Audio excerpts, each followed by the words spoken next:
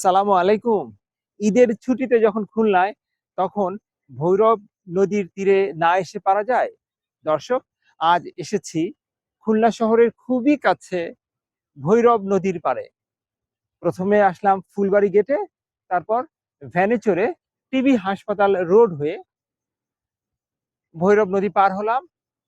ওপারেও মানুষ, এপারেও মানুষ। খুবই প্রাকৃতিক পরিবেশ, বিশুদ্ধ বাতাস, গাছপালা, খোলামেলা। বন্ধু বান্ধব, পরিবার, আত্মীয় স্বজন নিয়ে আসবার জন্য চমৎকার ব্যবস্থা। দিগন্ত বিস্তৃত আকাশ, বিশুদ্ধ অক্সিজেন। নদীর পাড়ে বসে মনে হবে যে কবিতা লিখি, বই পড়ি, মন উজাড় করে কথা বলি।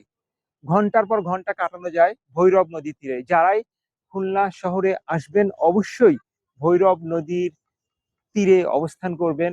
ভালো লাগবে, মনে হবে একেবারেই গ্রামে চলে এসেছেন।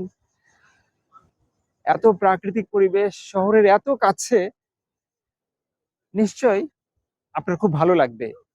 আবার আসিব ফিরে ধানসিঁড়িটির তীরে, এই বাংলায় হয়তো মানুষ নয়, হয়তোবা শঙ্খচিল শালিখের বেশে।